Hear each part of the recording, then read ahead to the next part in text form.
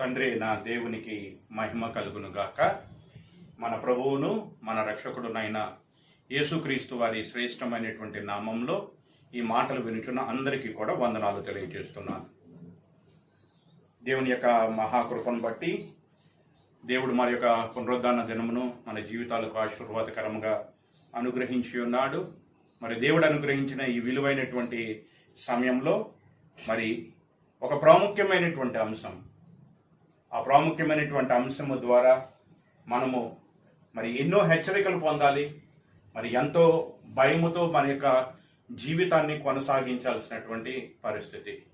ఆ ప్రాముఖ్యమైనటువంటి విషయాన్ని తెలుసుకున్నటకు ముందుగా ఇప్పుడున్నటువంటి లోకం యొక్క పరిస్థితులను మనం ఆలోచన చేసినట్లయితే ఈ భూమి మీద మనిషి యొక్క జీవితం అనేటువంటిది ఎంతో భయముతో కూడినటువంటిది, ఎంతో ప్రమాదకరమైనటువంటి పరిస్థితుల్లోనికి మనిషి యొక్క జీవితం నెట్టబడింది. ఈరోజు మనం అనుభవిస్తున్న పరిస్థితులు మనకి ఈ విషయాన్ని చాలా చక్కగా అర్థం చేస్తూ ఉన్నాయి. మనిషి యొక్క జీవితము ఎంతో ప్రమాదకరమైనటువంటి పరిస్థితుల్లో ఉన్నది. ఈ భూమిని దేవుడు మనుషులకు నివాసయోగ్యంగా ఇచ్చాడు. కీర్తనల గ్రంథంలో ఆ మాట రాయబడి ఉంటుంది. మానవులకు నివాస యోగ్యమైనది ఈ భూమి. అటువంటి నివాస యోగ్యమైనటువంటి ఈ భూమి మీద మనిషి యొక్క జీవితం అనేటువంటిది ప్రమాదకరమైనటువంటి పరిస్థితుల్లోనికి నెట్టబడింది. ఈ పరిస్థితి ఇంత ప్రమాదకరంగా ఉన్నదని, మరి ఈ ప్రమాదం నుంచి బయటపడటానికి మనిషి అనేక రీతులుగా ప్రయత్నం చేస్తూ ఉన్నాడు. డాక్టర్లు కానీ, సైంటిస్టులు కానీ, మరి దేశాల అధ్యక్షులు కానీ, అగ్రరాజ్యాలు, ప్రపంచంలో ఉన్న ప్రతి ఒక్కరూ కూడా ఇప్పుడున్నటువంటి భయంకరమైన పరిస్థితి, కరోనా వైరస్ వలన ఏర్పడినటువంటి ప్రతికూల పరిస్థితుల్లో నుంచి బయటపడటానికి మరి ప్రయత్నం చేస్తూనే ఉన్నారు. దానికోసం రాత్రనక పగలనక మరి అహోరాత్రులు కష్టపడుతూ, ఎంతో డబ్బులు ఖర్చు పెడుతూ, వ్యయాన్ని వెచ్చిస్తూ, సమయాన్ని వెచ్చిస్తూ మరి ఎంతో దానికోసం ప్రయాసపడుతూ ఉన్నారు. మరి దేవుడి కృపను బట్టి మరి మనకి దేవుడు తన ప్రేమను వెల్లడిపరచాలని అనుకుంటే తన కృపను ఇంకనూ మన మీద సమృద్ధిగా, మన మీద అంటే దేవుణ్ణి ఎరిగినటువంటి వారు, దేవునికి ఇష్టలుగా ఉన్నటువంటి వారి మీద మాత్రం దేవుడు తన కృపను తక్కువ చేయలేదు, తన ప్రేమను ఏమాత్రము తక్కువ చేయలేదు. తన భద్రతలోనే ఇంకా తనకి ఇష్టలైనటువంటి వారిని దేవుడు కాచి కాపాడుతూనే ఉన్నాడు.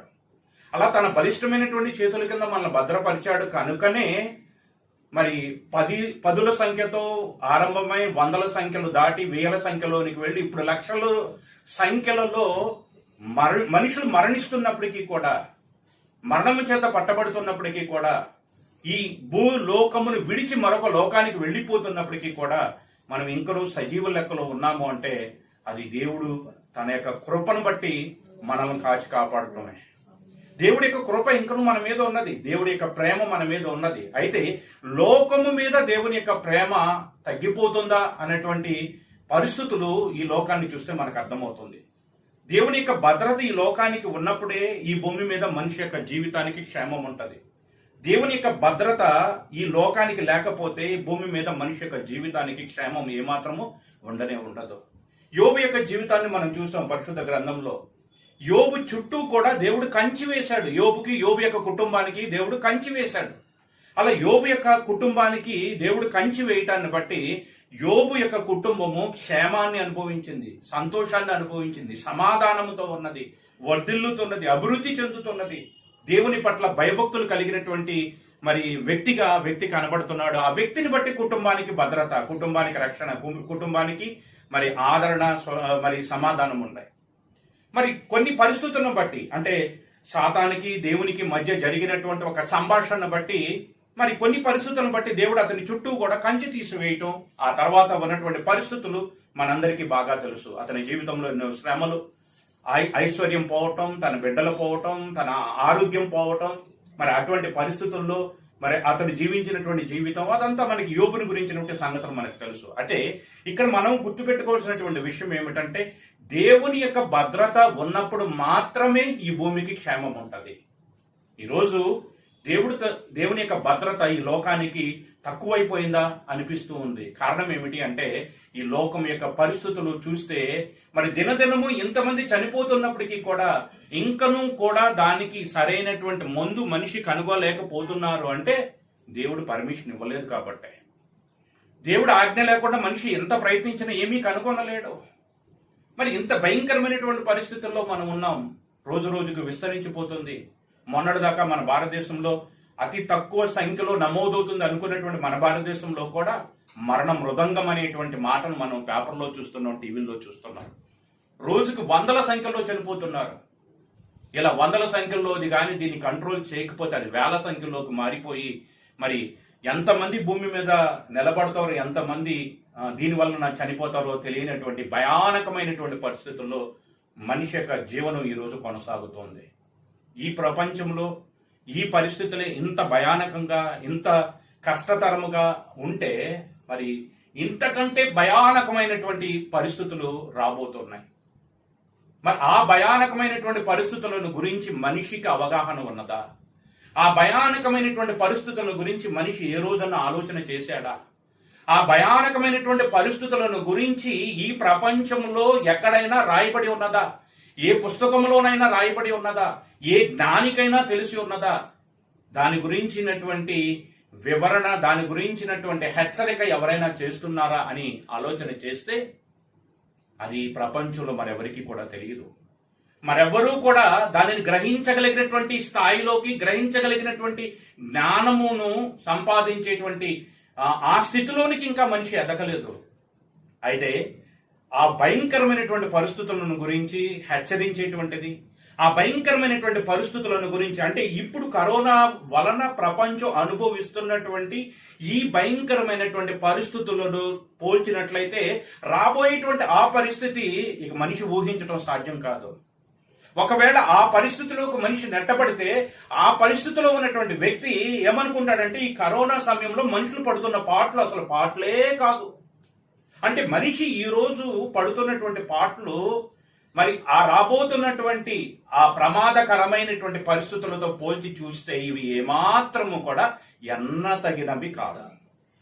అటువంటి ప్రమాదకరమైనటువంటి పరిస్థితులను గురించి, ప్రమాదకరమైనటువంటి ఆ యొక్క గడియలను గురించి దేవుని యొక్క వాక్యము మాత్రమే హెచ్చరిక చేస్తుంది.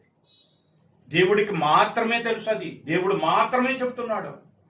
ఆ ప్రమాదకరమైనటువంటి పరిస్థితులను గురించి ఈరోజు మనం ఆలోచన చేయబోతున్నాం. ఆ పరిస్థితుల్లోనికి మనం నెట్టబడకుండా ఉండాలి అంటే మనం ఏం చేయాలనేటువంటి విషయాలను కూడా మనం తెలుసుకుంటానికి ఈరోజు ప్రయత్నం చేద్దాం. ఎందుకంటే ఈరోజు క్రైస్తవ్యాన్ని స్వీకరించేటువంటి అనేకులలో ఎలాగున్నారు అంటే ఏదో అవసరానికి దేవుని దగ్గరికి వెళ్ళి అవసరం తీరిన తర్వాత దేవుని విడిచి తమ ఇష్టం వచ్చినట్టుగా బ్రతుకుతున్నటువంటి వారుగా ఉన్నారు. దేవుణ్ణి కూడా ఈ లోకంలో కొంతమంది ఎలా చూపిస్తున్నారంటే అవసరాలకు ఉపయోగపడేటువంటి వాడిగా దేవుణ్ణి చూపిస్తున్నాడే కానీ అసలు దేవుణ్ణి ఎందుకు నమ్మాలి? యేసుక్రీస్తు ద్వారా మనకు కలిగేటువంటి ప్రయోజనం ఏమిటి అనేటువంటి లోతైనటువంటి విషయాలను గురించి అధ్యయనం చేయటం లేదు. దేవుడేదో తమ అవసరాలు తీర్చేవాడు, తమ రోగాలు తీసేవాడు, తమ బాధలు తొలగించేవాడు, తమ ఇబ్బందుల్లో తోడుగా ఉండేటువంటి వాడు అనేటువంటి కోణంలోనే దేవుడిని చూస్తున్నాడే తప్ప అసలు దేవుని యొక్క గొప్పతనం, దేవుని యొక్క మరి సార్వభౌమాధికారం, దేవుడు మన కొరకు చేస్తున్నటువంటి కార్యాలు, దేవుడు ఎటువంటి విపత్తు నుంచి మనం తప్పించాలనుకుంటున్నాడు, ఎటువంటి భయంకరమైన పరిస్థితుల్లోకి మనం వెళ్ళకూడదని దేవుడు మన గురించి ఆలోచన చేస్తున్నాడు అనేటువంటి విషయాన్ని అతి కొద్ది మంది మాత్రమే తెలుసుకోగలుగుతున్నారు.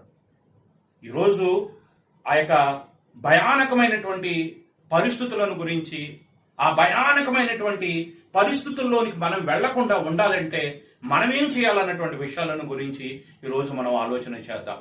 మరి ఆ విషయాలను తెలుసుకున్నట కోసం జ్ఞాని అయినటువంటి సొలొమోను చెప్పినటువంటి సామెతల గ్రంథము 15వ అధ్యాయము 24వ వచనములో ఉన్నటువంటి లేఖన భాగాన్ని ధ్యానం చేసుకొని మరి ఆ భయానకమైనటువంటి పరిస్థితులను గురించి ఆలోచన చేయడానికి మనం ప్రయత్నం చేద్దాం.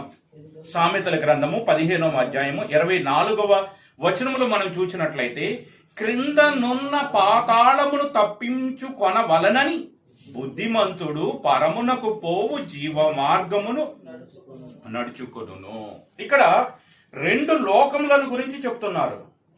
క్రిందనున్న పాతాళమును తప్పించుకొనుట కొరకు. బుద్ధిమంతుడు పరమునకు పోవు జీవమార్గము. పరమునకు పోవు జీవమార్గం. పరము అంటే పరలోకము, పాతాళము పరలోకము. రెండు లోకాలు కనబడుతున్నాయి ఇక్కడ. ఒకటి పాతాళము, రెండోది పరలోకం. పాతాళమునకు పోకుండా ఉండాలి అంటే చేయాల్సిందేమిటి? ఏం చేయాలి? బుద్ధి కలిగి పరమునకు పోవు జీవ మార్గాన్ని తెలుసుకోవాలి. పరమునకు పోవు జీవ మార్గమును ఎవరు తెలుసుకుంటారంటే బుద్ధి కలిగినటువంటి వాళ్ళు. అందుకని అంటున్నారు ఏమని 24, క్రిందనున్న పాతాళమును తప్పించుకొనవలనని బుద్ధిమంతుడు పరమునకు పోవు జీవ మార్గమును నడుచుకుంటాడు. పరమునకు తీసుకువెళ్ళేది, పరలోకానికి తీసుకువెళ్లే మార్గమేదో తెలుసుకొని పురాతన మార్గములను గురించి విచారించుడని దేవుడు యిర్మీయా గ్రంథంలో ఏదైతే తెలిసాడో ఆ పురాతన మార్గమును తెలుసుకొని ఆ పురాతన మార్గమును గురించి విచారించి ఆ మార్గములో నడుచుకుంటాడు. ఎవరు? బుద్ధిమంతుడు. ఎందుకు నడుచుకుంటాడు? పరమునకు పోవుట కొరకు, జీవమునకు పోవుట కొరకు. బుద్ధిహీనుడు ఏం చేస్తాడు? జీవ మార్గాన్ని వదిలి జీవమునకు పోయేటువంటి మార్గాన్ని వదిలేసి పరమునకు పోయే మార్గాన్ని వదిలివేసి బుద్ధిహీనతతో జీవించి ఎక్కడికి జారిపోతాడు? క్రిందనున్న పాతాళము. ఇక్కడ క్రింద పైన. దేనికి క్రింద, దేనికి పైన? మనమున్నటువంటిది భూమి, ఇది భూలోకము. మన పైన ఉన్నటువంటిది లోకము, అది పరలోకము. మన క్రింద ఉన్నటువంటి లోకము అది పాతాళము, పాతాళ లోకము. ఈరోజు మనం ఆలోచన చేయబోతున్న లోకము పాతాళ లోకమును గురించి ఆలోచన చేస్తున్నాం. పరలోకమును గురించి, భూలోకమును గురించి, పాతాళమును గురించి దేవుడు చాలా చక్కగా ఈ పరిశుద్ధ గ్రంథంలో రాసి ఉంచాడు. అందుకే ఈ పరిశుద్ధ గ్రంథము ఇది మహాజ్ఞాన గ్రంథం.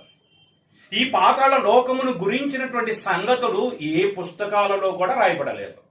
ఒకవేళ ఎక్కడ రాయబడినా అవన్నీ అభూత కల్పనలే తప్ప వాస్తవాలు మాత్రం కాదు. ఈరోజు ఆ పాతాళ లోకమును గురించినటువంటి వాస్తవమైనటువంటి సంగతులను మరి తెలుసుకుంటానికి మనం ప్రయత్నం చేద్దాం. ఇక్కడ పాతాళం ఎక్కడ ఉన్నది? పాతాళం ఎక్కడ ఉన్నది అంటే ఇక్కడ చదవబడిన లేఖన భాగాలను మనం చూస్తే క్రిందనున్న పాతాళము. దేనికి క్రింద ఉన్నది చూద్దాం. మరికొన్ని లేఖన భాగాలను చూద్దాం. చూసే ముందుగా అసలు పరలోకము, భూలోకము, పాతాళము దేవుని యొక్క పరిశుద్ధ గ్రంథము నుండి ఆదికాండం నుంచి ప్రకటన గ్రంథం వరకు రాయబడిన 64 పుస్తకాల ద్వారా దేవుడు మనకు తెలియజేస్తున్నది ఏమిటి అంటే 3 లోకాలు ఉన్నాయి. మనకు తెలుసో తెలియకో లోకంలో మనం ఉంటాం, ముల్లోకాలు అంటూ ఉంటాం. ఆ ముల్లోకాలు అంటే అనుకుంటాం కానీ ఆ ముల్లోకాలు ఏవో మనకి తెలియదు. దేవుని యొక్క పరిశుద్ధ గ్రంథము తెలియజేస్తుంది. దేవుడు మనకు తెలియజేస్తున్నాడు 3 లోకాలు ఉన్నాయి. ఏమిటి ఆ 3 లోకాలు? ఒకటి పరలోకం, రెండోది భూలోకం, మూడోది పాతాళ లోకం. ఆ పాతాళ లోకానికి మరొక పేరు ఉంది. ఆ పేరును కూడా చూద్దాం. ఆ పాతాళ లోకములో మరికొన్ని భాగాలు ఉన్నాయి. ఆ భాగాలను కూడా మనం ఆలోచన చేద్దాం. మరి ఇప్పుడు ఈ పరలోకము, భూలోకము, పాతాళము వీటిని గురించి ఆలోచన చేయట కొరకు ఒకసారి ఆదికాండము 1వ అధ్యాయము 6వ వచనములో ఉన్నటువంటి లేఖన భాగాన్ని చదువుకుంటే పరలోకము ఎక్కడ ఉన్నదో కొంతవరకు అర్థం చేసుకోవడానికి మనకు అవకాశం దొరుకుతుంది. ఆదికాండము 1వ అధ్యాయము 6వ వచనాన్ని చూసినట్లయితే, మరియు దేవుడు జలముల మధ్యనొక విశాలము కలిగి ఆ జలములను ఈ జలములను వేరుపరుచును గాక అని పలికెను. దేవుడు భూమిని, ఆకాశములను సృజించినటువంటి క్రమమును గురించి ఇక్కడ తెలియజేస్తున్నాడు. ఆ క్రమాన్ని గురించి తెలియజేస్తూ ఏమంటున్నాడు? మొదట ఆకాశాన్ని దేవుడు ఎలా తయారు చేశాడంట? జలములు ఉన్నాయి. ఏమున్నాయి? మొదట జలములు ఉన్నాయి. ఆ జలముల మధ్య దేవుడు ఒక విశాలాన్ని తయారు చేశాడు. విశాలము కలుగును గాక అన్నాడు. విశాలము అనగా ఆకాశం. ఆ విశాలానికి దేవుడు ఏమని పెట్టాడు? ఆకాశం అని పెట్టాడు. ఆకాశానికి పైన కొంత నీరు ఉంది, ఆకాశానికి కింద నీరు ఉంది. ఆకాశకి పైన ఉన్న జలములు ఉన్నాయి, ఆకాశానికి కింద జలములు ఉన్నాయి. ఆకాశము పైన ఉన్న జలములు వేరు, ఆకాశము క్రింద ఉన్న జలములు వేరు. ఆకాశం కింద ఉన్న జలములన్నీ ఎక్కడ ఉన్నాయని చూడండి. తర్వాత వచనంలో చూస్తే 7వ వచనంలో దేవుడు ఆ విశాలము చేసి ఆ విశాలము క్రింది జలములను విశాలము మీది జలములను వేరుపరచగా ఆ ప్రకారమాయను. దేవుడు ఆ విశాలమునకు ఆకాశమని పేరు పెట్టను. ఆకాశము అంటే ఇప్పుడు మనకు కన్నులెత్తి చూస్తున్నప్పుడు ఏదైతే కనబడుతుందో అదే ఆకాశం. ఆ ఆకాశము పైన ఏముంది? నీరు కూడా ఉంది, జలములు ఉన్నాయని దేవుడి యొక్క వాక్యం సెలవిస్తుంది.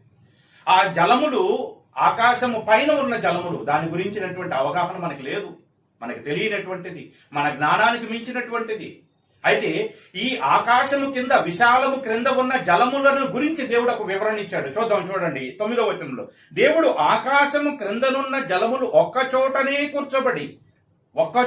కూర్చబడి ఆరిన నేల కనబడును గాక అని పలకగా ఆ ప్రకారం ఆయను. ఆ ప్రకారమే ఆరిన నేలకు దేవుడు ఏమని పేరు పెట్టాడు? భూమి అని పేరు పెట్టాడు. అంటే దేవుడు భూమి ఆకాశాలను సృజించినటువంటి విధానం ఇక్కడ తెలియచేస్తున్నాడు. భూమి ఆకాశాలను ఎలా సృజించాడు? నీ జలములలో ఒక విశాలమును ఏర్పాటు చేసి, ఆ విశాలమునకు ఆకాశముని పేరు పెట్టి, ఆ విశాలమునకు పైన జలములు ఉన్నాయి, ఆ విశాలమునకు క్రింద జలములు ఉన్నాయి.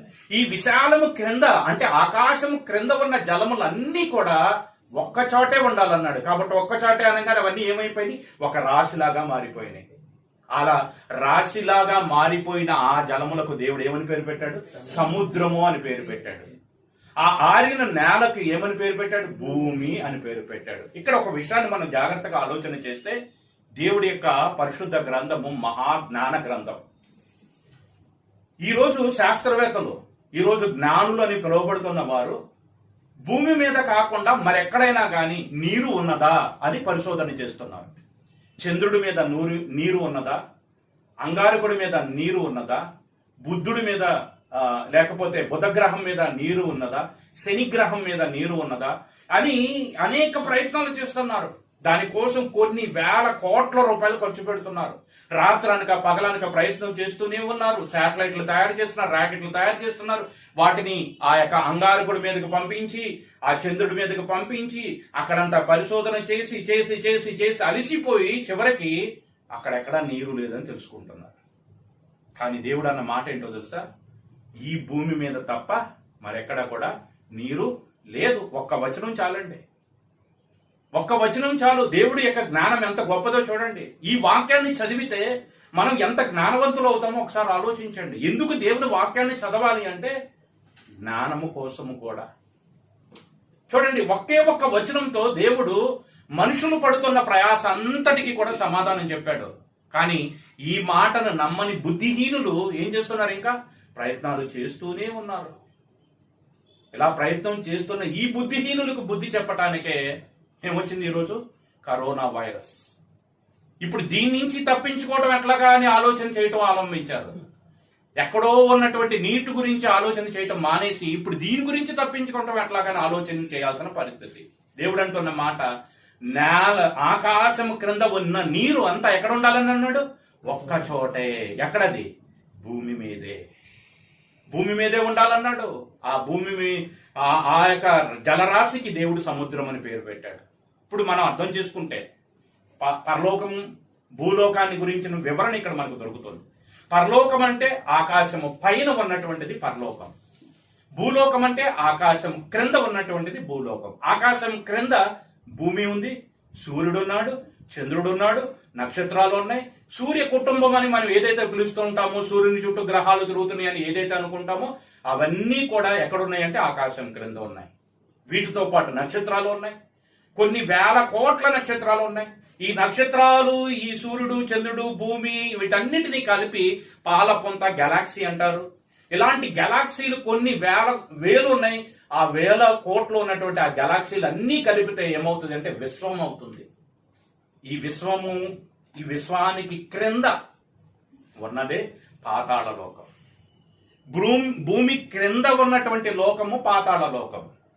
ఈ విశ్వం అంతటికి క్రింద ఉన్న లోకమే పాతాళ లోకం. ఇప్పుడు ఆ పాతాళ లోకమును గురించినటువంటి కొన్ని సంగతులను మనం తెలుసుకుంటానికి ప్రయత్నం చేద్దాం. ఈ పాతాళ లోకానికి మరొక పేరు ఉన్నది, దాన్ని మృతుల లోకము అని కూడా అంటారు.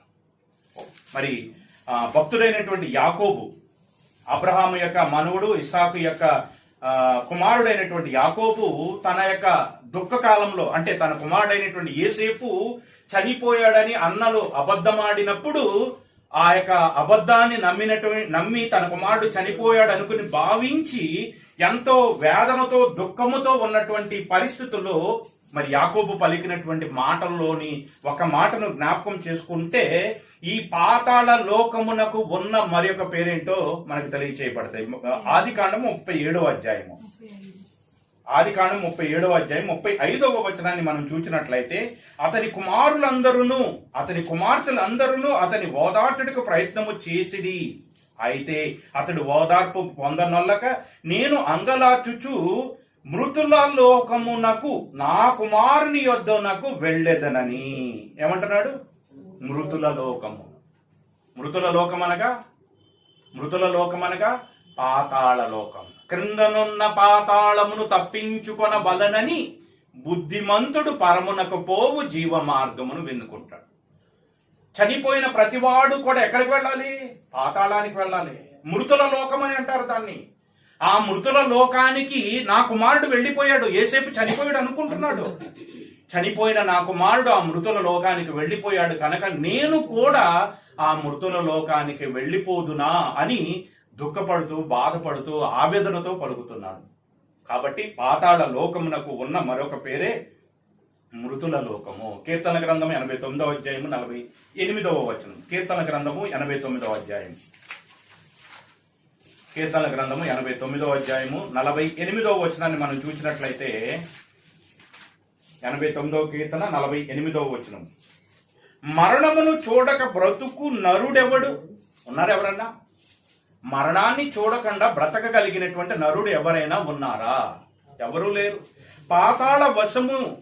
పాతాళం యొక్క వశము కాకుండా తన్ను తాను తప్పించుకొనగలిగిన వాడు ఎవడన్నా ఉన్నాడా? ఎవరూ లేడు. పాత నిబంధన గ్రంథంలో 500 పేజీ కీర్తన గ్రంథం 89:48. మరణమును చూడకుండా బ్రతకగలిగిన వాడు లేడు. పాతాళ లోకము వశము కాకుండా తప్పించుకొనగలిగిన వాడు కూడా ఎవడు లేడు. అంటే ఈ భూమి మీద మనిషి బ్రతుకు తర్వాత ఉన్న లోకమే పాతాళ లోకం. ఆ లోకానికి మరొక పేరు మృతుల లోకం. మృతుల లోకం. మనిషి ఈ భూమి మీద బ్రతికి ఈ భూమి మీద ఆయుష్ తీరిన తర్వాత చనిపోతే ఎక్కడికి వెళ్ళాలి? పాతాళ లోకానికి వెళ్ళాలి, మృతుల లోకానికి వెళ్ళాలి. మరి ఈ భూమి మీదకి మనిషి ఎక్కడి నుంచి వచ్చాడు? పరలోకం నుండి వచ్చాడు. తరతరములకు మా నివాస స్థలము నీవే. దేవుని యొద్ద నుండి ఆ పరలోకములో నుండి, ఆకాశము పైన ఉన్న లోకములో నుండి భూమి మీదకు వచ్చాడు. భూమి మీద మనిషి ఎందుకు వచ్చాడు? భూమి ఎవరికి ఇవ్వబడింది అంటే మనుషులకు ఇవ్వబడింది. ఈ భూమి మీద మనిషి యొక్క జీవితము అది తాత్కాలికమైనది. అందుకని మనం పాడుకుంటాం, పరదేశులము ప్రియులారా, మన లోకము ఈ లోకము కాదు. మన యొక్క పౌరస్థితి ఎక్కడున్నది? పరలోకములో ఉన్నది. పరలోకంలో నుంచి దిగి వచ్చిన మనము ఇప్పుడు ఎక్కడికి చూడాలి? పరలోకం వైపు చూడాలి. ఆ పరలోకము వైపుకు జీవ మార్గమును కనుగొని పరలోకమునకు పోవు మార్గమును తెలుసుకొని ఆ జీవ మార్గము ద్వారా ఆ పరలోకమునకు వెళ్ళటం గురించి ఆలోచన చెయ్యక మనిషి ఏమవుతున్నాడో తెలుసా? ఏమవుతున్నాడు? ఈ భూమి మీద నుండి పాతాళ లోకమునకు జారిపోతున్నాడు. పైన ఉన్నది పరలోకము, క్రింద ఉన్నది పాతాళము, మధ్యనున్నది భూలోకము. భూలోకములోనున్న మానవుడు పరలోకానికి వెళతావా, పాతాళానికి వెళతావా? చనిపోయిన ప్రతివాడు పాతాళానికి వెళ్లాల్సిందే. నీతిమంతుడిగా జీవించిన, అనీతిమంతుడిగా జీవించిన, దేవునికి ఇష్టడిగా బ్రతికిన, దేవుడికి అయిష్టడిగా బ్రతికిన ప్రతివాడు, చనిపోయిన ప్రతివాడు పాతాళానికి వెళ్లాల్సిందే. ప్రతివాడు మృతుల లోకానికి వెళ్లాల్సిందే. ప్రతివాడు కూడా ఆ పాతాళము లోకమందలి మృతుల లోకానికి వెళ్లాల్సిందే. ఆ పాతాళ లోకములో నుంచి, మృతుల లోకములో నుంచి మరలా మరొక స్థానంలోనికి వెళ్ళవలసిన పరిస్థితి వస్తుంది. ఆ పాతాళ లోకములో మరలా 3 లోకాలు ఉన్నాయి, 3 పార్ట్లు ఉన్నాయి. ఇప్పుడు ఆ 3 పార్ట్లు ఏంటో మనం తెలుసుకునేటువంటి ముందుగా, మరి ఎక్కి వెళితే పరలోకం, దిగిపోతే జారిపోతే పాతాళం అనేటువంటి విషయాలను, 3 లోకాలను గురించినటువంటి మరికొన్ని లేఖన భాగాలను మనం తెలుసుకోవడానికి ప్రయత్నం చేద్దాం. అపోస్తుల కార్యములు 2వ అధ్యాయం 34వ వచనం. ఈ 3 లోకాలు ఈ సంగతులను గురించి పరిశుద్ధ గ్రంథంలో నుంచి మరికొన్ని రిఫరెన్స్లు మనం తెలుసుకోవడానికి ప్రయత్నం చేద్దాం. మరికొన్ని భాగాలు అపోస్తుల కార్యములు 2వ అధ్యాయము 34వ వచనాన్ని మనం చూసినట్లయితే, దావీదు పరలోకమునకు ఎక్కిపోలేదు. ఎక్కడికి ఎక్కిపోలేదు? దావీదు పరలోకమునకు ఎక్కిపోలేదు. అంటే పరలోకానికి వెళ్ళాలంటే ఏం చేయాలి? ఎక్కిపోవాలి. ఎక్కిపోవటం అంటే పైకి వెళ్ళాలి. పైకి వెళ్తే పరలోకం, క్రిందకు వెళితే పాతాళం. ఇంకొక లేఖన భాగాన్ని చూసినట్లయితే ఫిలిప్పీలకు రాసిన పత్రిక 2వ అధ్యాయము. ఫిలిప్పీలకు రాసిన పత్రిక 2వ అధ్యాయము. ఫిలిప్పీలకు రాసిన పత్రిక 2వ అధ్యాయము 9-10 వచనాల్లో మనం చూసినట్లయితే, అందుచేతను పరలోకమందున్న వారిలో గాని, భూమి మీద ఉన్న వారిలో కాని, భూమి క్రింద ఉన్న వారిలో గాని, ఏమండి, పరలోకములో ఉన్నవారు గాని, పరలోకములో ఉన్నవారు ఎవరు? దేవుడున్నాడు, దేవదూతలు ఉన్నాయి. పరలోకములో ఉన్న వారిలో గాని, తర్వాత భూమి మీద ఉన్న వారిలో గాని, అంటే బ్రతికి ఉన్నవారు గాని, తర్వాత భూమి క్రింద ఉన్నవారు అంటే మృతుల లోకములో ఉన్నవారు. పరలోకములో దేవుడు కాకుండా మిగిలినటువంటి వారందరూ కూడా ఎవరికి మొక్కాలి? యేసుక్రీస్తుకు మొక్కాలి. భూమి మీద ఉన్న వారందరూ కూడా ఎవరికి మొక్కాలి? యేసుక్రీస్తుకు మొక్కాలి. భూమి కింద ఉన్న మృతుల లోకములో ఉన్న వారందరూ కూడా ఎవరికి మొక్కాలి? యేసుక్రీస్తుకు మొక్కాలి. ఈ యొక్క లేఖన భాగాలను బట్టి మనకి చాలా క్లియర్ గా అర్థమవుతుంది. భూమి పైన ఒక లోకము, భూమి కింద ఒక లోకము. భూమి పైన ఉన్న లోకము పరలోకము. పరలోకానికి ఎక్కిపోతారు, పైకి వెళితే పరలోకము, జారిపోతే వచ్చేదే పాతాళం. ఇంకొక విషయాన్ని, ఇంకొక లేఖన భాగాన్ని చూస్తే ప్రకటన గ్రంథం 5:3. ప్రకటన గ్రంథము 5వ అధ్యాయము 3వ వచనం. ప్రకటన గ్రంథం 5వ అధ్యాయము 3వ వచనం. అయితే పరలోకమందే గాని, భూమి అందే గాని, భూమి క్రింద గాని ఆ గ్రంథము విప్పుటకైనను చూచుటకైనను ఎవరికీ శక్తి లేకపోయింది. పరలోకములో గాని అంటే భూమి పైన ఉన్న లోకంలోనే గాని, భూమి మీదే గాని, భూమి క్రింద ఉన్న మృతుల లోకంలోనే గాని ఎవరికి కూడా ఆ గ్రంథము విప్పుటకు శక్తి లేకుండా పోయింది. దేవాది దేవునికి తప్ప మరెవరికి కూడా శక్తి లేకుండా పోయింది. ఆ దేవుని చేతిలో ఉన్నది ఆ పుస్తకం. ఆ పుస్తకాన్ని విప్పటానికి శక్తి ఎవరికి కూడా లేకుండా పోయింది. కాబట్టి ఈ లేఖన భాగాలను బట్టి కూడా మనం చాలా క్లియర్ గా అర్థం చేసుకోవచ్చు 3 లోకాలు ఉన్నాయని, ముల్లోకాలు ఉన్నాయన్న సంగతిని మనం అర్థం చేసుకో. ఒకటి పరలోకం, రెండోది భూలోకం, మూడోది పాతాళ లోకము లేదా మృతుల లోకము.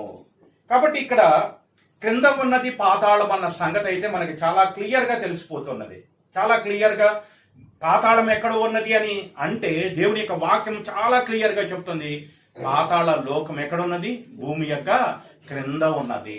ఈ విశ్వం యొక్క క్రింద ఉన్నది. ఈ విశ్వానికి పైన పరలోకం ఉన్నది, ఈ విశ్వానికి కింద పాతాళం ఉన్నది. మరి ఆ పాతాళ లోకానికి ఎవరు వెళతారు అంటే, ఆ పాతాళ లోకానికి ఉన్న పేరేమిటి అంటే అది మృతుల లోకం.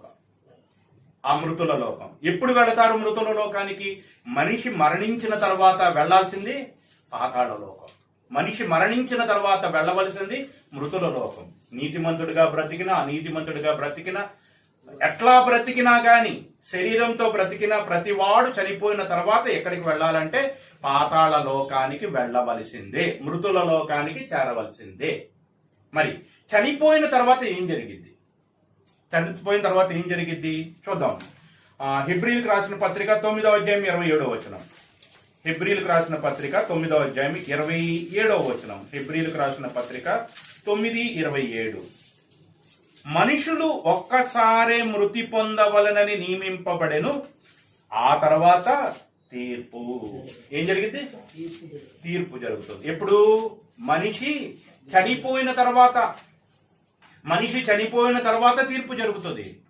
ఆ తీర్పులో యెహోవా చేత నిర్దోషని ఎంచబడిన వాడు ధన్యుడు. యెహోవా చేత దోషి అని ఎంచబడిన వాడు మరి భయంకరమైనటువంటి పరిస్థితుల్లోనికి నెట్టబడబోతున్నాడు. ఆలోచించాలి. ఇక్కడ చనిపోయిన తర్వాత తీర్పు ఉన్నది. ఆ తీర్పులో దేవుని చేత నిర్దోషని ఎంచబడినటువంటి వాడికి పాతాళ లోకములో ఒక స్థానం ఉన్నది. దేవుని చేత దోషి అని తీర్పు తీర్చబడిన వాడికి అదే పాతాళంలో మరొక స్థలం ఉన్నది. ఈ మాటలు మనకు అర్థం కావాలంటే ప్రభువైన యేసుక్రీస్తు చెప్పినటువంటి ఉపమానాన్ని మనం ఇప్పుడు ధ్యానం చేయాలి. ఏమిటా ఉపమానం? లూకా రాసిన సువార్త 19వ అధ్యాయం. లూకా రాసిన సువార్త 19వ అధ్యాయం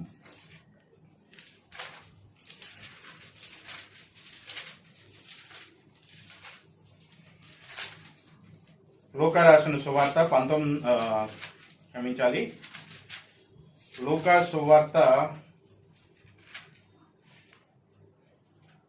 16వ అధ్యాయం. లూకా సువార్త 16వ అధ్యాయము 19వ వచనం నుంచి.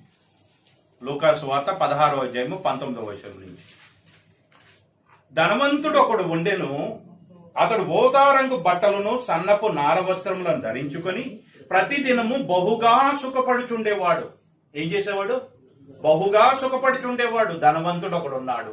ఓదారంగు బట్టలు కట్టుకొని సన్నపు నార వస్త్రములు ధరించుకొని ప్రతిదినము బహుగా సుఖపడుచుండేవాడు. లాజరు అని ఒక దరిద్రుడుండెను.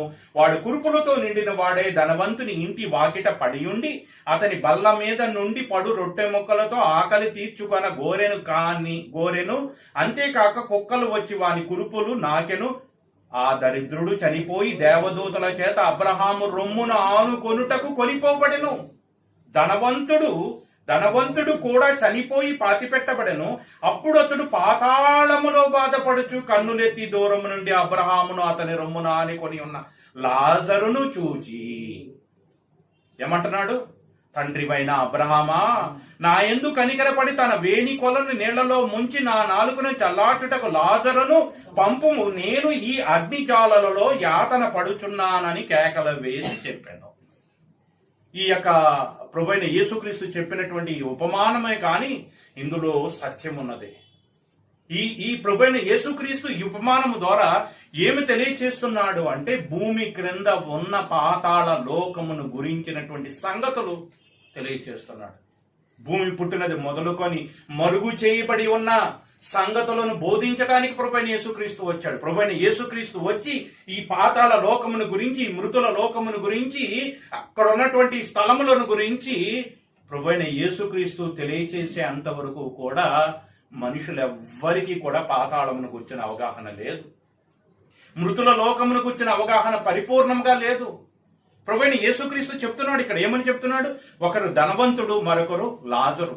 ధనవంతుడు తన జీవిత కాలం అంతయు కూడా సుఖముని అనుభవించాడు.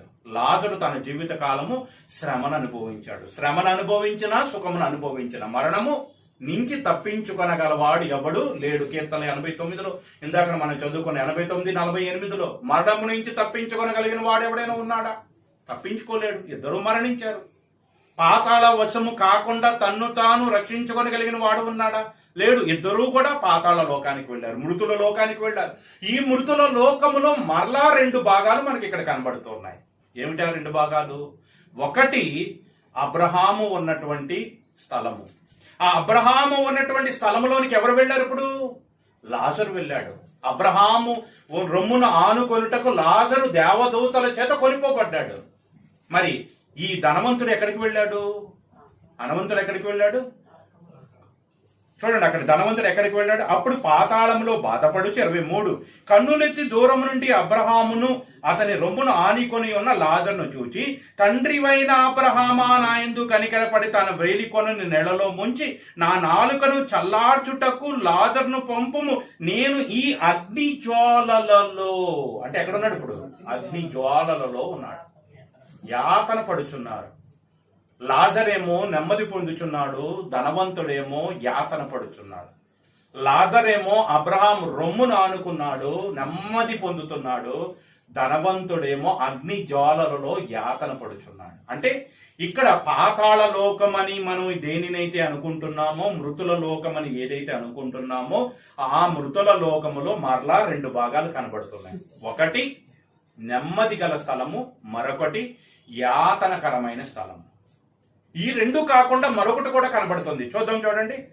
ఈ 2 కాకుండా 25వ వచనంలో, అందుకు అబ్రహాము, కుమారుడా, నీవు నీ జీవిత కాలమంతయు నీకిష్టమైనట్టు సుఖమును అనుభవించితివి, అలాగుననే లాజరు కష్టము అనుభవించునని జ్ఞాపకము చేసుకొనుము. ఇప్పుడైతే వాడు ఇక్కడ నెమ్మది పొందుచున్నావు, నీవు యాతన పడుచున్నావు. అంతేకాక ఇక్కడ నుండి మీ యొద్దకు దాటగోరువాడు దాటిపో జాలకుండునట్లు, అక్కడి వారు మా యొద్దకు దాటి రాజాలకుండునట్లును మాకును మీకును మధ్య మహా అగాధమున్నది.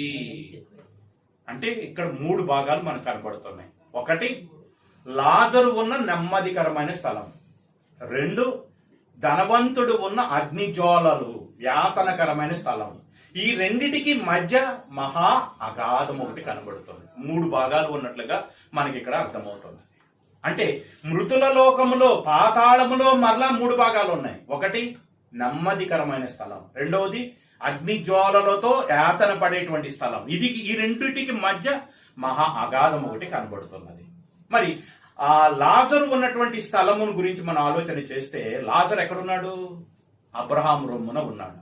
అబ్రహాము రొమ్మున అతను ఏమి పొందుతున్నాడు? నెమ్మది పొందుతున్నాడు.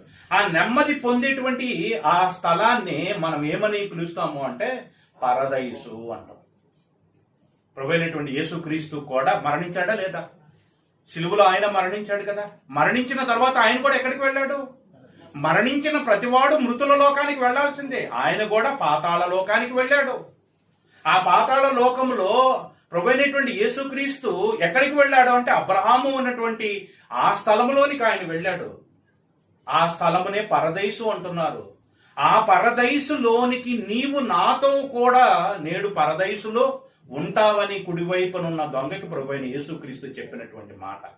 యేసుక్రీస్తు తనతో పాటు సిలువలో ఉన్నటువంటి ఆ కుడివైపునున్న దొంగను కూడా తనతో పాటు నెమ్మదికరమైన స్థలములోనికి ఏం చేశాడు? తీసుకువెళ్ళాడు. ప్రభువైన యేసుక్రీస్తు ఆ యొక్క పరదైసులోనికి వెళ్ళంగానే ఆదాము మొదలుకొని హేబేలు కదా మొట్టమొదటిగా చనిపోయింది భూమి మీద.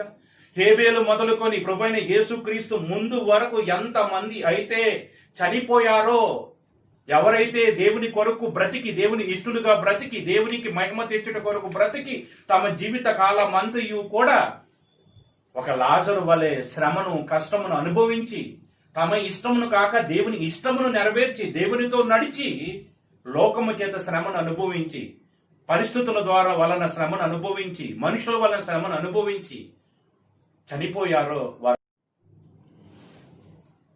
అబ్రహాం యొక్క కోరికను తీర్చాలన్నటువంటి ఉద్దేశంతో మరి ప్రభువైనటువంటి యేసుక్రీస్తు ఆ పాతాళానికి వెళ్ళాడు. ఆ పాతాళంలో, ఆ నెమ్మదికరమైనటువంటి స్థలంలో లాజరు, అబ్రహాం, ఇస్సాకు, యాకోబు, మోషే, మరి ఇంకా ఏం చెప్తాంలేండి, ఎంతమంది మహానుభావులు అక్కడ ఉన్నారు. షడ్రకు, మేషకు, అబేద్నెగోలు, ఎస్తేరు, దానియేలు, ఇంకా ఒకళ్ళు కాదండి, వాళ్ళందరూ కూడా అక్కడే ఉన్నారు. వాళ్ళందరూ కూడా అక్కడ నెమ్మది పొందుతున్నారు, సమాధానాన్ని అనుభవిస్తూ ఉన్నారు. అయితే ఆ పాతాళంలోనే మరొక లోకం ఉన్నది.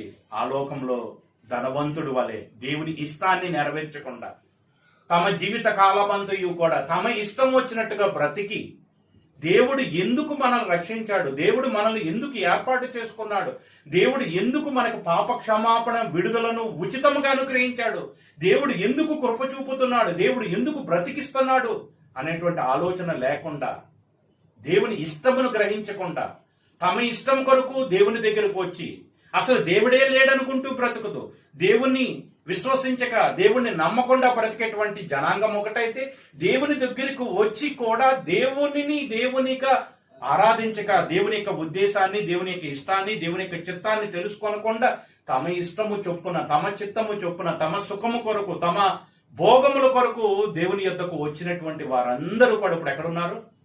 ఆ ధనవంతుడి వలె అగ్ని జ్వాలలలో యాతన పడుతూ ఉన్నారు. ఆలోచించండి, ఎందుకు యేసుక్రీస్తును నమ్మాలి? ఎందుకు దేవుని యొద్దకు రావాలి? ఎందుకు దేవుని వెంబడించాలి? ఎందుకు పరమునకు పోవు జీవ మార్గాన్ని మనం కనుగొనాలి? ఎందుకు ఈ లోకంలో దేవుని వెంబడిస్తున్నప్పుడు శ్రమలు వస్తున్నా, కష్టాలు వస్తున్నా, నష్టాలు వస్తున్నా, వ్యాధులు వస్తున్నా ఎందుకు భరించాలి? ఎందుకు సహించాలి? ఎందుకు ఓర్చుకోవాలి?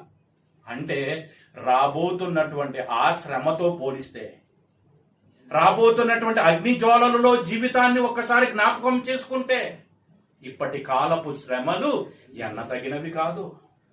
అగ్ని జ్వాలలో యాతన పడుతున్నాడు. ఎంతగా యాతన పడుతున్నాడంటే ఒక్క నీటి బొట్టు కోసం ఆశపడుతున్నాడు. ఈరోజు మనం దేవుని దగ్గరికి ఎందుకు రావాలి?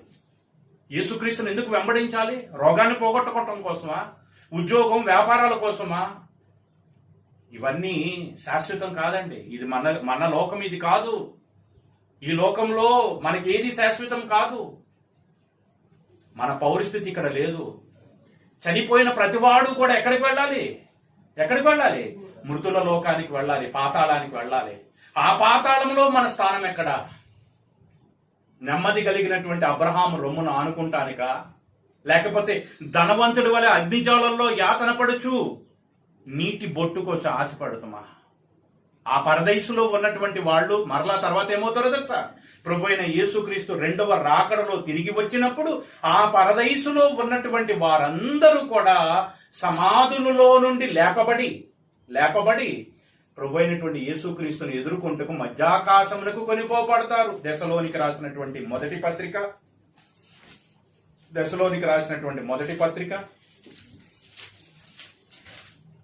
4వ అధ్యాయము 15వ వచనం నుంచి మనం చూసినట్లయితే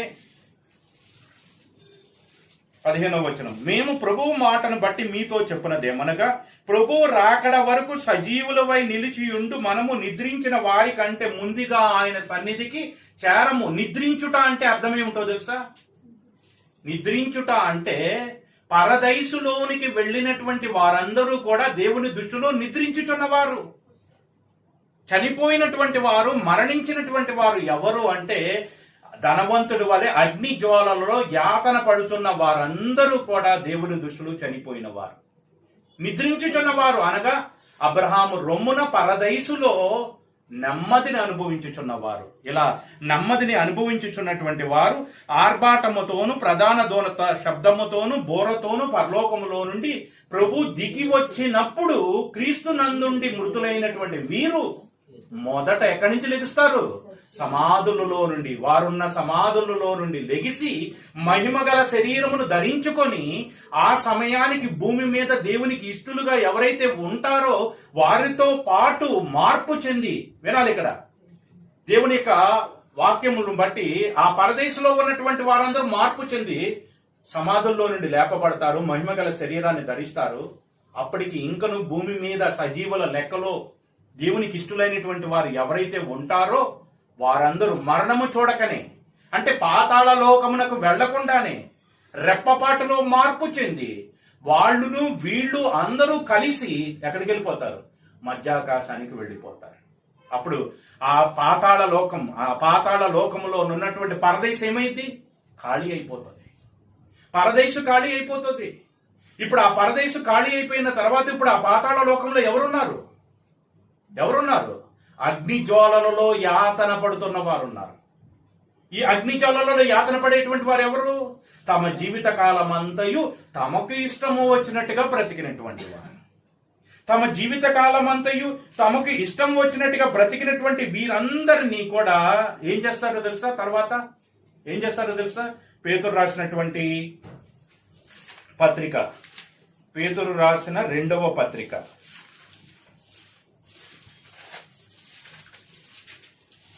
2వ అధ్యాయము 4వ వచనం. పేతురు రాసిన 2వ పత్రిక 2వ అధ్యాయము 4వ వచనం. దేవదూతలు పాపము చేసినప్పుడు దేవుడు వారిని విడిచిపెట్టక పాతాళ లోకమందలి కటిక చీకటి గల బెలములోనికి త్రోసి తీర్పునకు కావలి ఉంచుటకు వారిని అప్పగించెను. ఏం చేశాడు దేవుడు? ఒకప్పుడు పరలోకములో దేవునికి వ్యతిరేకంగా పాపము చేసిన దేవదూతలందరినీ కూడా దేవుడు ఏం చేశాడు? బంధించి ఎక్కడ పెట్టాడు? వాళ్ళని పాతాళ లోకమందలి కటిక చీకటి గల బెలం. కటిక చీకటి గల బెలం అంటే తెలుసా? ఇప్పుడు ఏదైతే మనం చదువుకుంటున్నామో నెమ్మది గల పరదేశు, లేకపోతే అగ్ని జ్వాలలు కలిగినటువంటి ఈ 2 ప్రాంతాలకు మధ్య ఉన్న మహా అగాధం ఉన్న చూసారా? ఆ మహా అగాధములోనికి దేవుడు ఏం చేశాడు? వాళ్ళని త్రోసి బంధించి తీర్పునకు దేవుడు వారిని బంధించి ఉంచాడు. ఇప్పుడు ఈ అగ్ని గుండములో ఉన్నటువంటి వారు, అగ్నిలో యాతన పడుతూ శ్రమ పడుతున్నటువంటి వీళ్ళందరినీ కూడా తర్వాత ఏం చేస్తాడో తెలుసా? ఈ వీళ్ళందరినీ కూడా తీసుకెళ్లి అదే అగ్ని గుండములో, అదే నరకము అంటారు మనం, అదే అగాధము అంటాం. అగాధము నరకము అనగా ఈ యొక్క అగ్ని జ్వాలల్లో యాతన పడుతున్న ధనవంతుడు ఉన్నటువంటి స్థలానికిను మరి పరదేశుకి మధ్య ఉన్నటువంటి స్థానాన్ని మనం ఏమంటాము అంటే నరకము, అగాధము అంటారు. ప్రకటన గ్రంథము 20వ అధ్యాయము, ప్రకటన గ్రంథం 20వ అధ్యాయము 14వ వచనాన్ని మనం చూసినట్లయితే, మరణమును మృతుల లోకమును అగ్నిగుండములో పడవేయబడదు. మరణము తీసివేయబడుతుంది. ఇంకెందుకని మరణం? ఎప్పుడు? ఎప్పుడు ప్రభు అయినటువంటి యేసుక్రీస్తు రెండవ రాకడలో వచ్చి ఆ పరదైసులో ఉన్నటువంటి వారిని, భూమి మీద దేవునికి ఇష్టలుగా ఉన్నటువంటి వారందరినీ కూడా తనతో పాటు తీసుకుని వెళుతున్నప్పుడు ఏం జరిగిద్దట? మరణమును, మృతుల లోకమును అగ్నిగుండం అంటే మధ్యలో ఉన్నటువంటిది, అగ్నిగుండంలో పడవేయబడును. ఈ అగ్నిగుండము రెండవ మరణం. ఎవని పేరైనను జీవ గ్రంథమందు వ్రాయబడినట్లు కనబడాని ఎడల వాడు అగ్నిగుండములో వేయబడును. కటిక చీకటి గల బెలములోనికి సాతానుతో పాటు ఏం చేస్తాడట? త్రోసివేస్తాడు.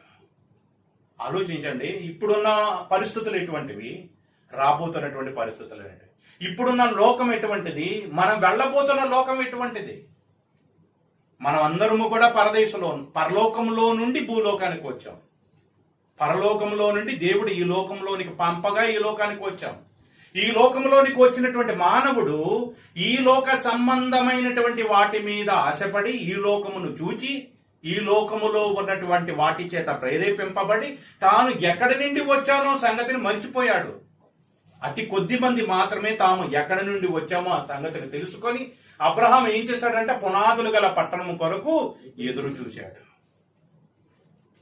ఈరోజు ప్రభువైన యేసుక్రీస్తు ఎందుకు ఈ భూలోకానికి వచ్చాడంటే, మనిషి తాను ఎక్కడి నుంచి వచ్చాడో ఆ సంగతిని, ఆ ప్రదేశంను మరిచిపోయి భూమి మీద తనకి ఇష్టమైనటువంటి రీతిగా బ్రతికి తద్వారా వచ్చే ఫలితం ఏమిటంటే తనకు తెలియకుండానే మరణము చేత బంధింపబడి పాతాళ లోకములోనికి జారిపోయి ధనవంతుడు వలె అగ్నిజ్వాలలలో యాతన పడేటువంటి స్థలములోనికి వెళ్ళిపోతున్నాడు. కనుక అటువంటి యాతనకరమైన స్థలములోనికి వెళ్ళి ధనవంతుడి వలె బాధపడకూడదో, అగ్నిజ్వాలలలో శిక్షను అనుభవించకూడదు అన్నటువంటి ఉద్దేశంతో మనలందరినీ కూడా ఆ పరదేశంలోనికి తీసుకుని వెళ్ళే పరదేశు ద్వారా మరలా పరలోకానికి చేర్చాలన్నటువంటి ఉద్దేశంతోనే ప్రభువైన యేసుక్రీస్తు పరలోకంలో నుండి దిగి వచ్చి పాతాళమును గుర్చి, పాతాళములో ఉన్నటువంటి శ్రమను గుర్చి, పాతాళములో ఉన్నటువంటి నెమ్మదిని గుర్చి, ఆ పాతాళములో ఉన్నటువంటి నెమ్మదికరమైనటువంటి స్థలములో పరదేశంలో ఉన్నటువంటి వారికి రాబోతున్నటువంటి పరమును గురించి వివరించి,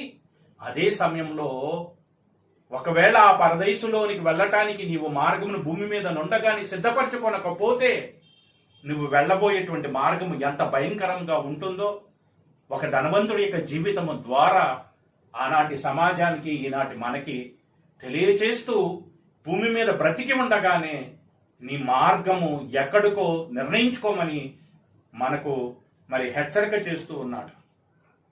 ఒక్కసారి ఆలోచించేయండి, ఈ భూమి మీద మనిషి యొక్క బ్రతుకు ఎంతో కష్టమని మనుషులు అనుకుంటున్నారు. నిన్న కాక మొన్న పేపర్లో చూస్తే క్షణికావేశంలో 2 యవ్వనస్తులు తమ ప్రాణాన్ని తీసుకున్నారు. ప్రేమించి పెళ్లి చేసుకుని 6 నెలలు అయింది. ఇద్దరి వయసు, ఒకరు 23 సంవత్సరాలు, మరొకరు 21 సంవత్సరాలు. భార్య భర్త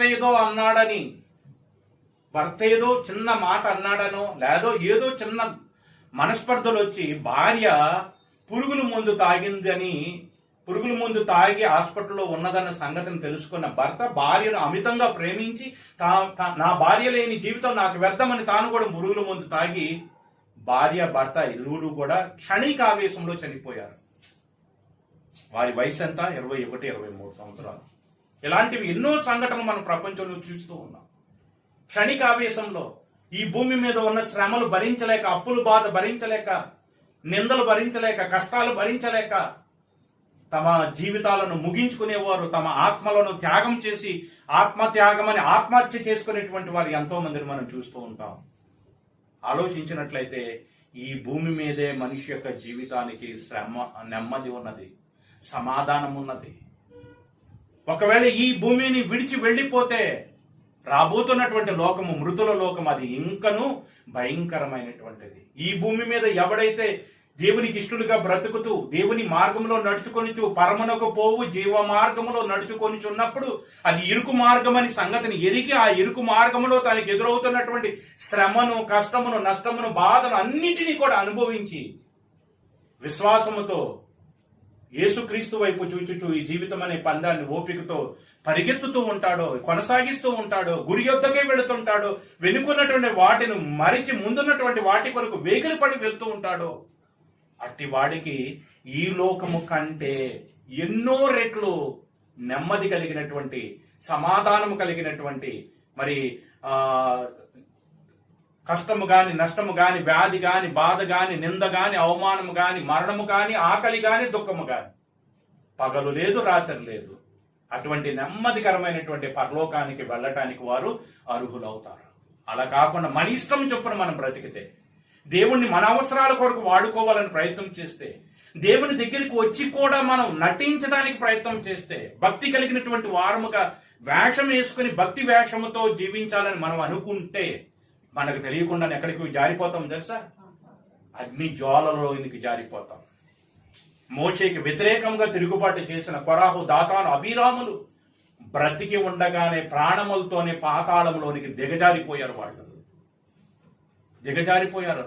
అటువంటి శ్రమ, అటువంటి కష్టము మన జీవితాల్లో రాకుండా ఉండటం కోసం ఇప్పటి కాలపు శ్రమలు ఎన్నతగినవి కాదు అని మనకు ఆదరణ కలిగించటం కోసమే ప్రభువైన యేసుక్రీస్తు మరి ఈ ఉపమానము ద్వారా మనం వెళ్ళబోతున్నటువంటి ఆ పాతాళ లోకములో ఉన్నటువంటి విషయములను గురించి మనకు తెలియజేశాడు. ఈ పాతాళ లోకములో మనిషి అనుభవించే శ్రమ, దానికి సమయం లేదండి. ఈ కరోనా బారిన పడి ఒకవేళ చనిపోతే, మరి ఒకవేళ దేవునికి ఇష్టడుగా ఉండి మరి దేవుని ఇష్టాన్ని బట్టి అతడు చనిపోతే, ఈ భూమి మీద అతనికి ఉన్న శ్రమ అంతమైపోతుంది, అతనికి ఉన్న కష్టము అంతటితో ఆగిపోతుంది. ఆ తర్వాత అతను ఎక్కడికి వెళతాడు?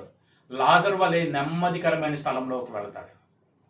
అదే ఈ భూమి మీద ఉన్నప్పుడు, ఈ భూమి మీద ఉన్న శ్రమను భరించలేక తమను తాము చంపుకొని, లేదా ఈ భూమి మీద తన ఇష్టం వచ్చినట్టుగా బ్రతకాలని తన జీవిత కాలం అంతయు కూడా తన ఇష్టమును నెరవేర్చుకొనుట కొరకు ధనవంతుడి వలె తినుము, తాగుము, సుఖించుము అని ఇష్టానుసారంగా బ్రతికారనుకోండి, తర్వాత ఏం జరిగింది? రాబోయేటువంటి శ్రమ, దాని నుంచి తప్పించేవాడు లేడే లేడు. అగ్నిజ్వాలలో ధనవంతుడు యాతన పడుతున్నాడు. మృతుల లోకములో, ఆ పాతాళ లోకములో, ఆ యొక్క అగ్నిజ్వాలలో ధనవంతుడు యాతన పడుతున్నాడు. అతన్ని విడిపించడం ఎవ్వరికి కూడా సాధ్యం కాదు. అబ్రహామును అడుగుతున్నాడు. అబ్రహాం అన్నాడు, అది ఎంత మాత్రమును సాధ్యము కానే కాదు. నీవు బ్రతికుండగానే, భూమి మీద ఉండగానే, నీ శరీరంలో ప్రాణం ఉండగానే, నీకు ఆయుష్ భూమి మీద ఉండగానే నీవు మారు మనసు పొందటానికి అవకాశం. ఒక్కసారి ఈ ప్రాణం ఈ శరీరంను విడిచిన తర్వాత మారు మనసు పొందటానికి మనిషికి అవకాశము లేనే లేదు. ఎంతగా వెతికినను, ఎంతగా ఏడ్చినను, ఎంతగా రోధించినను ఆ నరకములో నుండి, ఆ యొక్క అగ్నిలో నుండి తప్పించుకొనుట నీకు సాధ్యము కానే కాదు. అందుకే అంటున్నాడు, చాలా సందర్భాల్లో ఈ మాట మనం చదువుకుంటాం కానీ దాని అర్థం మనకు తెలియదు. ఇదే మిక్కిలి అనుకూల సమయం, రేపేమి సంభవిస్తుందో మీకు తెలియదు. ఎంతలో కనపడే అంతలోనే మాయమైపోయే ఆవిరి వంటి వారం. ఆలోచించండి, ఈ భూమి మీద మనిషి యొక్క జీవితం కష్టం అనుకుంటుంటే, శ్రమ అనుకుంటుంటే, మరి రాబోయేటువంటి లోకం దానికి మించిందా ఈ శ్రమ? దానికి మించిందా ఈ కష్టం? ఇది ఇరుకు మార్గం. ఈ ఇరుకు మార్గంలో ప్రవేశింప పోరాడండి. కష్టాలుంటాయి, శ్రమలుంటాయి, నిందలుంటాయి, అవమానాలుంటాయి.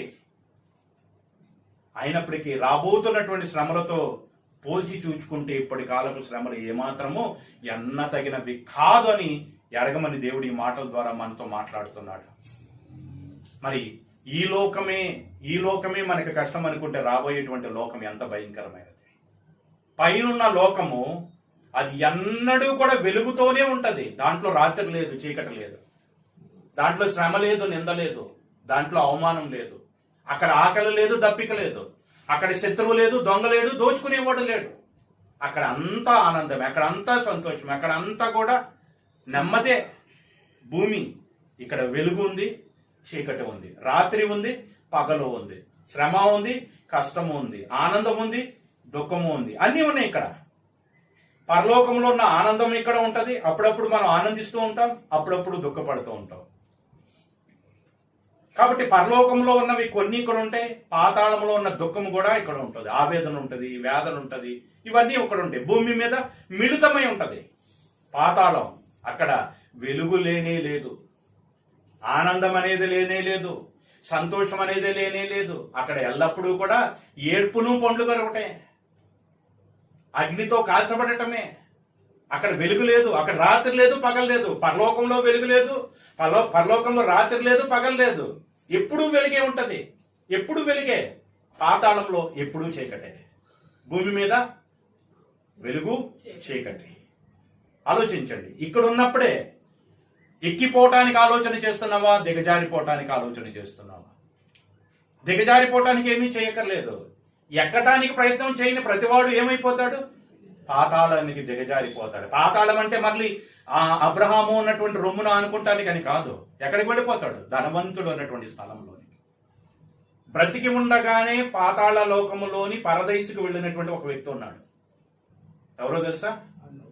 కొరింథీయులకు రాసినటువంటి పత్రిక, 2వ కొరింథీయులకు రాసిన పత్రిక, కొరింథీయులకు రాసిన 2వ పత్రిక 12వ అధ్యాయం మొదటి నుంచి మనం చూసినట్లయితే, మరి బ్రతికి ఉండగానే అతడు పరదేశకు వెళ్ళాడని చెప్తూ ఉన్నాడు. ఇక్కడ ఎవరతను? అతిశయపడుట నాకు తగదు గాని అతిశయపడవలసి వచ్చింది. ప్రభు దర్శనములను గుచ్చియు ప్రత్యక్షతలను గుచ్చియు చెప్పుదును. క్రీస్తునందున్న ఒక మనిషిని నేను ఎరుగుదును. అతడు 14 సంవత్సరముల క్రిందట 3వ ఆకాశమునకు కొనిపోబడును. అతడు శరీరముతో కొనిపోబడును నేను ఎరుగను, శరీరము లేక కొనిపోబడును నేను ఎరుగును, అది దేవునికే తెలియను. అట్టి మనుషుని నేను ఎరుగుదును. అతడు పరదైసులోనికి కొనిపోబడి వచంప సత్యము గాని మాటలు వినును. ఆ మాటలు మనుషుడు పలకకూడదు. అతడు శరీరముతో కొనిపోబడును, శరీరము లేక కొనిపోబడును నేను ఎరుగను, అది దేవునికే తెలియను. అట్టివాని గుచ్చి అతిశయింతును. ఎవరతను? పౌలు గారు పరదేశంలోనికి కొనిపోబడ్డారు. ఆయనకి అటువంటి గొప్ప మర్మాలు ఉన్నాయి, అటువంటి ఆధిక్యతలు ఉన్నాయి. అతనికి అన్ని ఆధిక్యతలు ఉన్నప్పటికీ కూడా ఆ ఆధిక్యతలను బట్టి ఎక్కడా కూడా అతను అతిశయపడలేదు, ఎక్కడ గర్వించలేదు. ఇదిగో నాకు స్వస్థత వరాలు ఉన్నాయని గర్వించే వాళ్ళకి, నాకు గొప్ప గొప్ప వరాలు ఉన్నాయని ఎగిరెగిరి పడేటువంటి వాళ్ళందరికీ బుద్ధి చెప్పాలనేటువంటి ఉద్దేశంతో ఈ మాటలు చెప్తున్నాడు. నాకు అతిశయపడాలి అంటే, మీకెవ్వరికి లేనటువంటి గొప్ప ఆధిక్యత దేవుడు నాకు ఇచ్చాడు, కానీ నేను ఎప్పుడు కూడా అది ఎక్కడ కూడా చెప్పలేదు. ఇప్పుడు అవసరం కాబట్టి చెప్తున్నాను అంటున్నాడు. ఎక్కడికి వెళ్ళారట? 3వ ఆకాశం అంటే ఇప్పుడు మనం చదువుకున్న పాతాళ లోకం. పాతాళ లోకాన్ని ఏమంటారు? 3వ ఆకాశం. ఆ 3వ ఆకాశంలో ఉన్నటువంటి పరదేశంలోనికి వెళ్ళాడు. కొనిపోబడతాం అంటే మనం ఏమనుకుంటాం? పైకి అనుకుంటాం. పైకి కాదు, పరదేశం పైన లేదు. పరదేశం ఎక్కడ ఉన్నది? కింద ఉన్నది. అది ఎక్కడ ఉన్నది? మృతుల లోకములో ఉన్నది, పాతాళ లోకములో ఉన్నది. పాతాళము మృతుల లోకము అనగానే మనం నరకం అనుకుంటాం. కాదు. పాతాళ లోకములో మరలా 3 భాగాలు ఉన్నాయి. ఒకటి పరదైసు, రెండవది అగ్నిజ్వాలల్లో ధనవంతుడు యాతన పడుతున్నటువంటి స్థలము. ఈ రెండిటికి మధ్య ఉన్న మహాగాధం. పరదైసులో ఉన్నవారు పరలోకానికి అర్హులు, పరలోకానికి వెళ్ళటానికి అర్హులు, వాళ్ళు నెమ్మదిని అనుభవిస్తున్నారు. ఈ అగ్నిజ్వాలల్లో ఉన్నటువంటి వారు ఎక్కడికి తోయబడతారు? అగాధంలోనికి తోయబడతారు. ఈ అగాధంలోనికి ఎవరు తోయబడాలని దేవుడు నిర్ణయం చేశాడు? సాతానుకు వాని యొక్క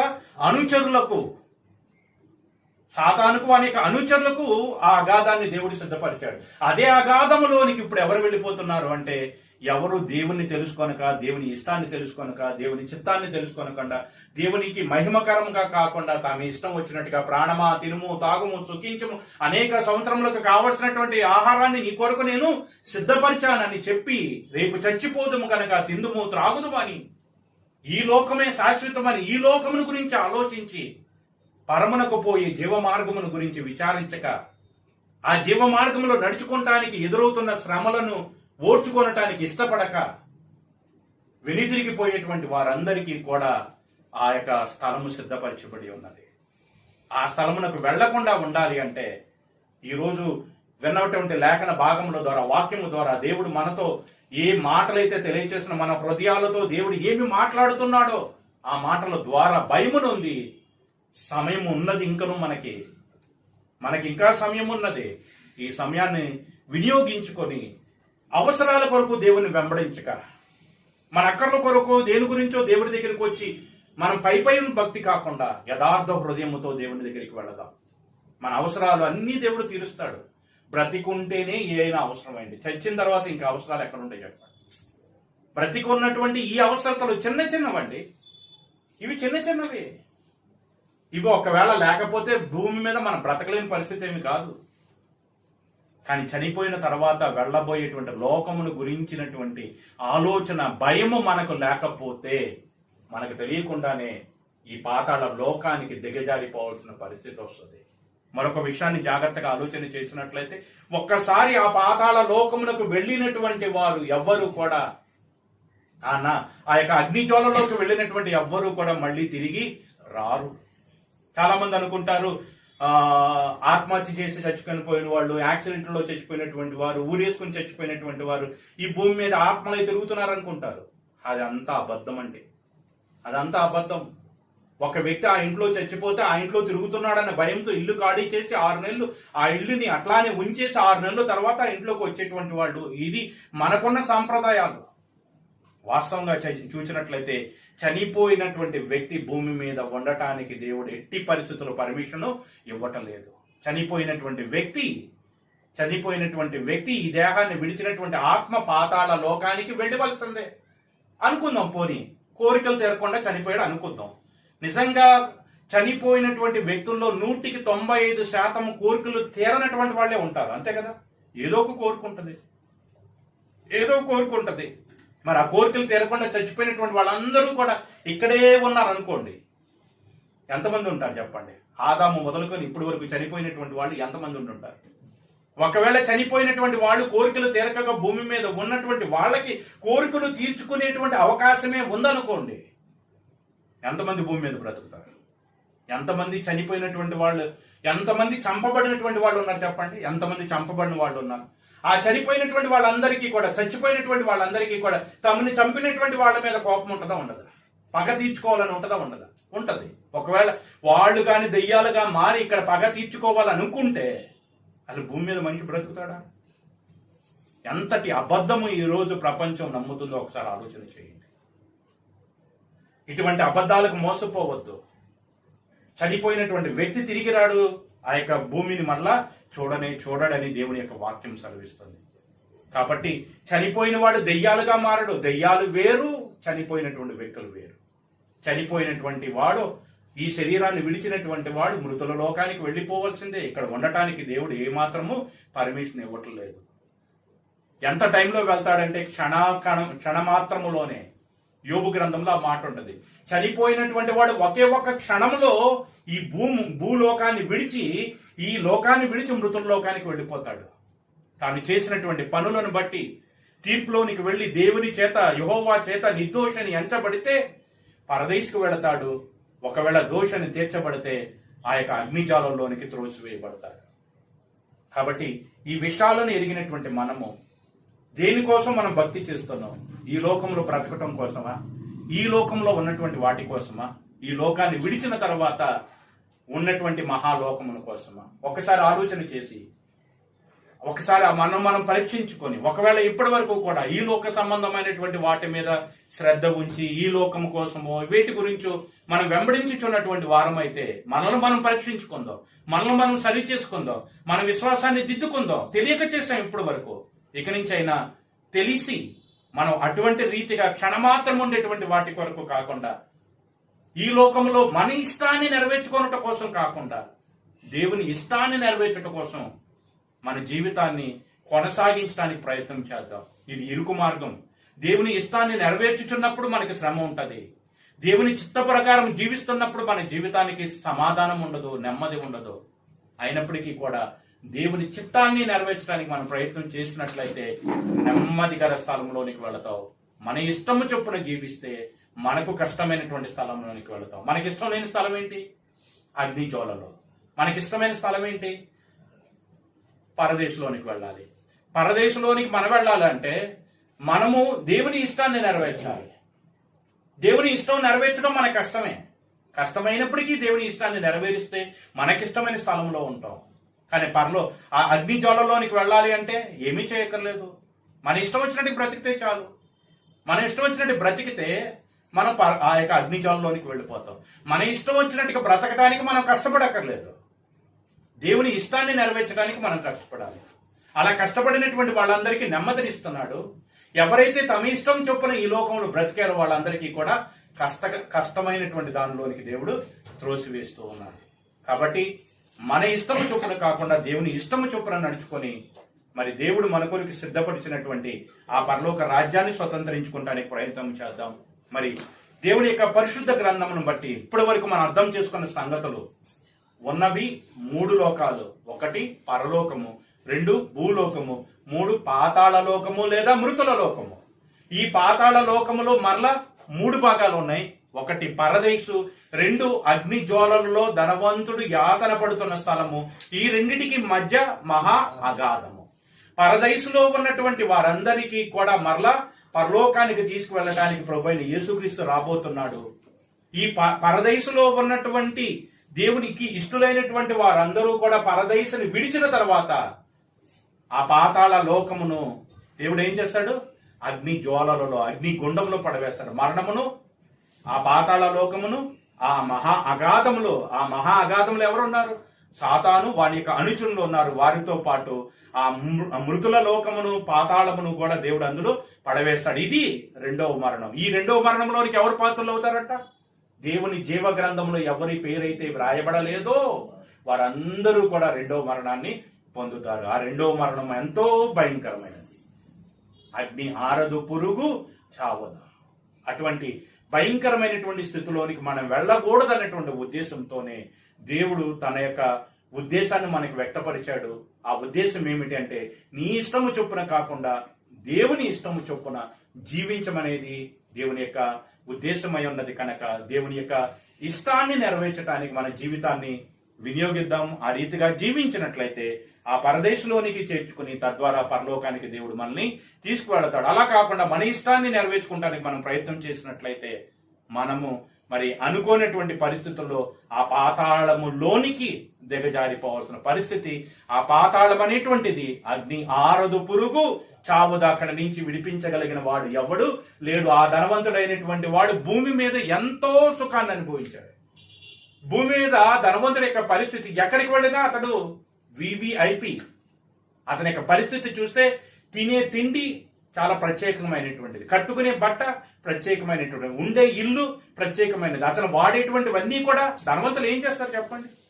ధనవంతులు వాడే ప్రతిదీ కూడా ప్రత్యేకమైనదే. ఈ భూమి మీద ఎంతో సుఖాన్ని అనుభవించారు, ఎంతో ప్రత్యేకమైనటువంటి జీవితాన్ని జీవించారు, ఎంతో భోగాలను అనుభవించారు. తద్వారా ఎక్కడికి వెళ్ళారు? చివరికి ఒక బొట్టు కూడా, నీటి బొట్టు కూడా దొరకనటువంటి యాతనకరమైన స్థలంలోనికి వెళ్ళారు. ఈరోజు ఈ భూమి మీద బ్రతుకుతున్న మనకు ఈ లోక సంబంధమైన ఆస్తి లేదని, ఐశ్వర్యం లేదని ఏమీ బాధపడక్కర్లేదు. వీటన్నిటికీ మించినటువంటిది ఏముంది? పరలోకం అన్నది. ప్రభువైన యేసుక్రీస్తు పరలోకానికి వెళుతూ చెప్పినటువంటి మాట, నా తండ్రి ఇంట అనేక నివాసాలు ఉన్నాయి, లేకపోతే నేను మీకు చెప్తాను. మీ కొరకు స్థలమును సిద్ధపరచ నేను వెళ్ళుచున్నాను. ఆ వైపు చూద్దాం. అబ్రహాము వలె పునాదులు గల పట్టణం వైపు చూద్దాం. ఈ లోకము గురించి ఆశ వద్దు. ఈ లోకము మనకి శాశ్వతమైనది కాదు. ఈ లోకంలో బ్రతకటానికి మనకి ఎంత అవసరమో దానిని సమకూర్చుకుందాం. కానీ దానికి మించి ఏదో సంపాదించుకోవాలని వాటి కోసం ప్రయాసపడి పరమునకు పోవు జీవ మార్గమును మనం విడిచినట్లయితే పాతాళ లోకములకు, మృతుల లోకంలోనికి దిగజారిపోయి ఆ నిత్య నరకాగ్నిలోనికి త్రోసివేయబడి యాతన పడవలసి పరిస్థితి వస్తుందన్నటువంటి ఉద్దేశంతో దేవుడు ఈ మాటలు తెలియజేస్తున్నాడు. ఆ స్థితి మనకు రాకూడదని దేవుడు కోరుకుంటున్నాడు. కనుకనే ఈ మాటలు మనకు తెలియజేశాడు. ఈ విన్నటువంటి మాటలు మన హృదయాల్లో భద్రపరుచుకొని మన విశ్వాసాన్ని సరిచేసుకొని మరి దేవుడు చూపినటువంటి మార్గంలో నడుచుకుందాం. అట్టి భాగ్యాన్ని దేవుడు ఈ మాటలు వినిచున్న అందరికీ కూడా అనుగ్రహించును గాక. ఆమేన్.